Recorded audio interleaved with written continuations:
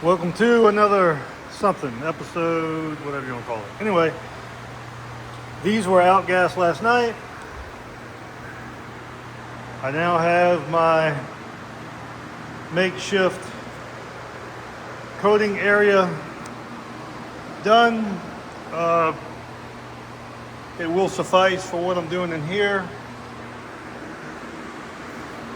Naturally, you'd want something like with kind of boxy, to where all of your overcoat, overspray is going into that.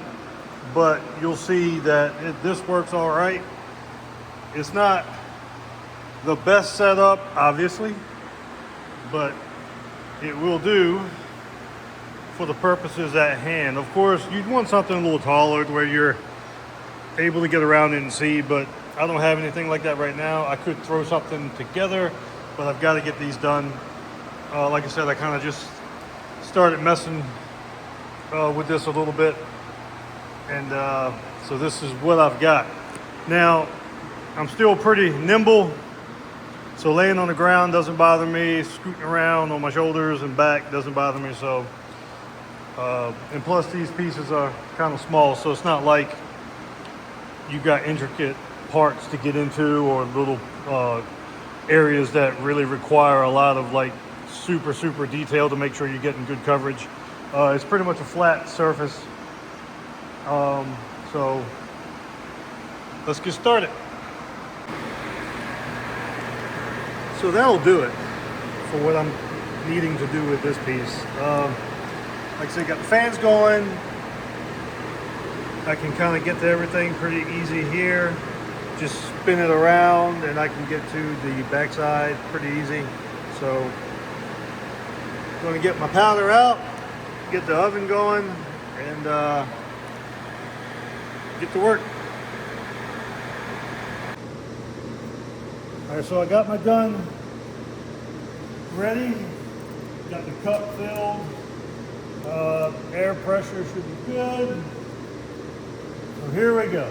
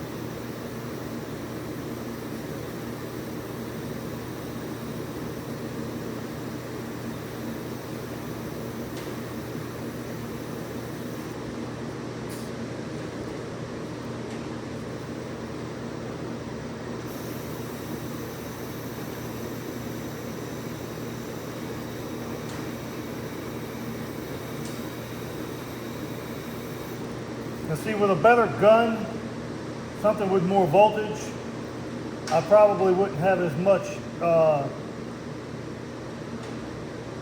overspray, I guess. Well, I keep calling it, thinking of painting, but you wouldn't have much waste, as you see, and it would cover a lot faster and stick a lot faster. But we're getting it done and it'll be just fine.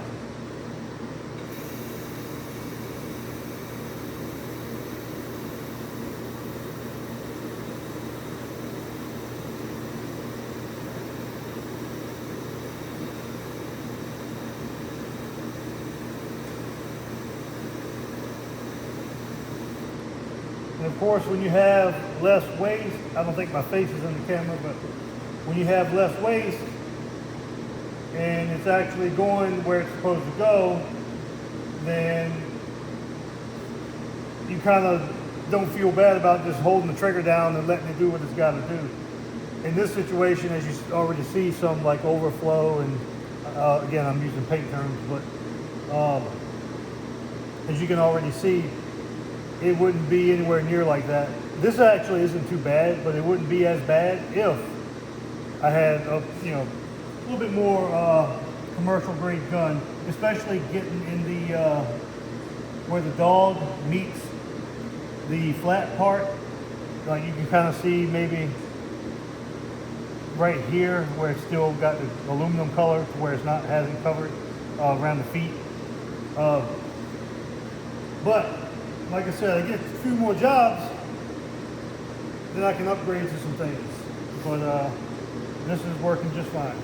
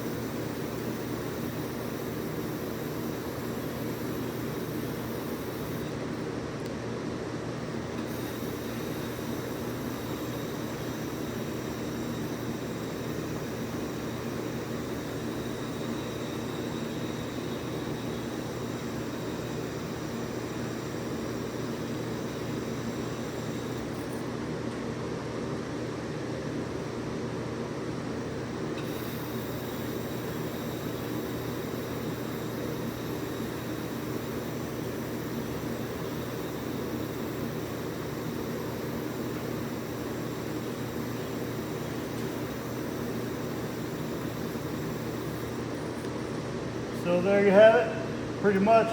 Now I have to get my vacuum out and vacuum the red off of the dog area. I could probably just coat the whole thing and just do it like a double coat, but I don't know how that chrome would react with red being underneath of it, being so heavy and thick. So I'm going to try and do it the right way. We're going to vacuum this off.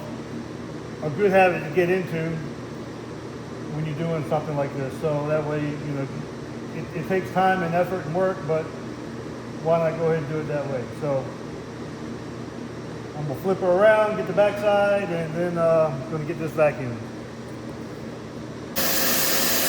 So I got the vacuum running right now, but you'll get the idea. I got my little fitting on it.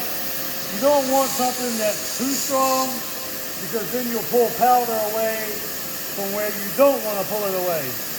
So this is where you just got to take the time, make sure you don't have anything falling off of this. If I had this up higher, I could approach it kind of from the bottom, but where I got it right now, it just is what it is. But you'll get the idea. And of course, if you mess up, you can always charge it and recoat it.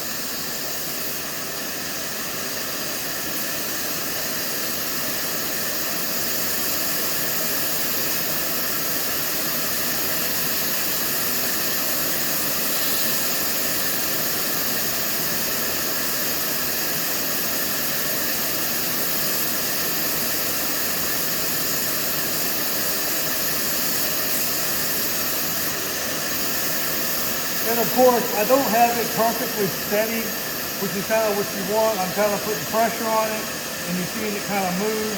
But again, yes, any criticism you give me will be probably warranted, but you get the idea of what we're trying to do here.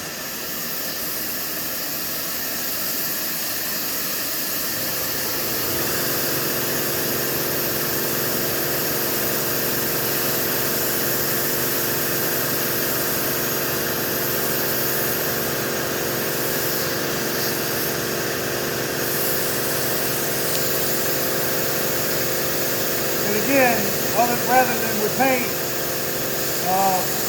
if you smudge it, you can recoat it.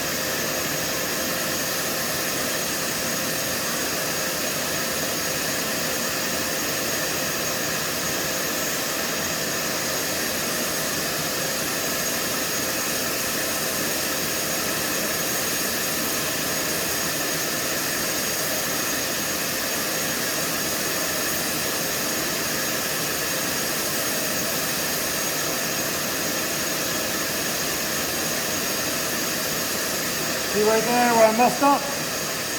That's fine. I can dust a little bit on it and it'll be just fine.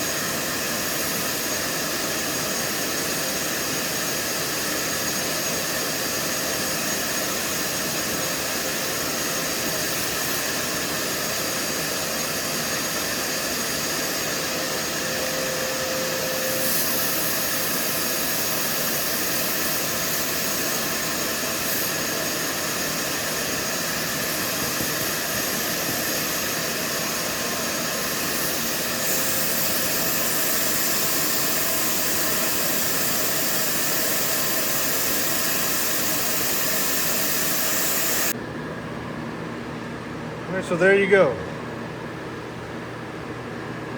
Get her into the oven and get that baked, get it cooling, and then come back and do the chrome.